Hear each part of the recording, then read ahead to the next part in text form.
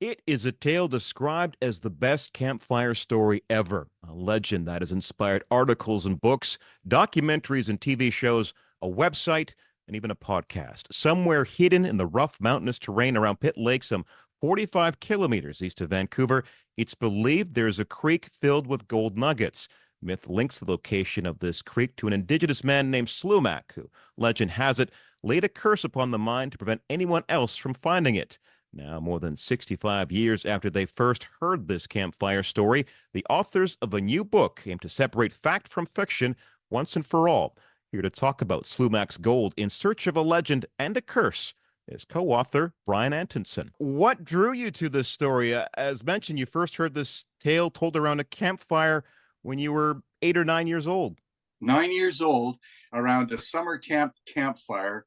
And this elderly lady, she must have been all of 40, 45, was telling us little kids ghost stories. And then she said, and there's a lost gold mine up beyond Pitt Lake, but you'll never find it and live because it's got a curse on it. Well, how are you not then captivated by something like that for the rest of your life? And here I am at 76 years of age, and it's been an ongoing passion for me and my brother and our colleague Mary Trainer for all these decades.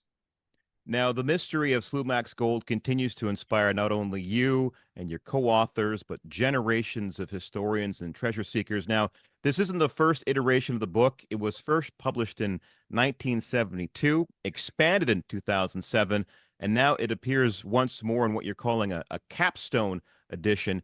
Is this going to be your final word on the subject? Well, at 76, you never say never, but at the same time, you say, well, we've done a really good job on this. And we're hoping for another bestseller. The first one, 1972, ultimately sold 10,000 copies. A bestseller in Canada is 5,000. The 2007 edition is nudging. It's almost at 15,000. So together we've sold almost 25,000. And we're hoping for more success with this particular version. But will there be another thing? At one point in time, we wanted to, and we mentioned this in the book, we wanted to do another book called We Found Slumach's Gold, but we have not, and despite endless searches over the last many, many decades, nobody else has found it either. So we don't know. But we call it capstone because it really covers everything, all the photographs and the maps and the thorough interviews with various different people and so on. It's about as good as it gets. It seems like everything that was ever written about Slumach's Gold is anthologized in this particular edition as well. Yeah, correct. We've talked about all the various different gold seekers. We've talked about all the various different possible locations and things like that. So we think we've done a good job, and our readers so far are very, very happy with it. And hopefully that will be something that we don't want to encourage people to go looking for the gold. It's very rough country. It's very dangerous. And if you're not used to the outdoors, it's not kind of like a hike, on Grouse Mountain or something like that. It's much more dangerous than that. But we do hope that this satisfies the gold thirst for many people. Now, certainly a lot of things have changed between the 1972 and 2000 editions, and certainly from even 2007 to now. Certainly how we look and talk about Indigenous peoples, and you spend some time talking about this in this current edition. Yes, we report on what was reported in the Daily Columbian newspaper in 1890 and 1891. And the terminology was very racist. The injustice that we feel was meted out for Slumach was terrible. Today, he would have received matter of fact, in 1892, 1 year after he was hanged, he would have received a manslaughter sentence, spent a couple of 3 or 4 or 5 years in jail because it was a self-defense situation. But we've tried to be very sensitive with the wording. We have used the wording that was in place in 1890, 1891 to make sure that we're reporting accurately. But we have been very careful about our wording going forward to represent where we are in 2024. Now, let's back up a little bit. who was Slumach? We do know that he was a real person, but then there's a lot of myth that gets mixed up with the few facts we do know. Yes, Slumach was a Catesy man, lived in the lower Pitt Lake area, roughly where Pitt Lake meets Pitt River, the lower Pitt River, a place called the Silver Creek Reserve. And it's believed that he hunted for forestry camps and things like that, providing game and food and whatnot. And he was actually hanged for a murder. He had this altercation with another fellow named Louis B. just south of that location in September of 1890, shot Louis B. and took off into the bush, was ultimately captured and then hanged, captured, tried, convicted, and then hanged in 1891. But yeah, he was a very real person, but the legends that grew, the first mention of any kind of thing to do with Slumach gold comes in 1897. So that's 6 years after he was hanged. And nobody knows. There's no mention in newspapers. There's no record of what transpired in those 6 years to turn this man into a myth. However, it is interesting that the three people who founded what they called the Slumach Mining Company in 1897 were the newspaper editor of the day, the mayor of New Westminster of the day, and his counsel, his lawyer of the day. So those three people somehow got something rolling by 1897.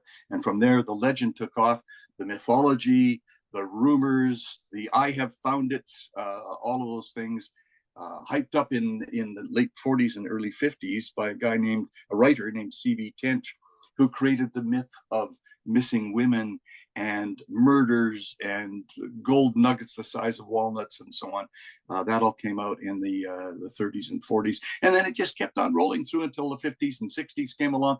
And then our first book came along in 1972. And we tried to put the whole thing to rest with a little thin 56-page volume. And that did not work. It's kept on growing ever since.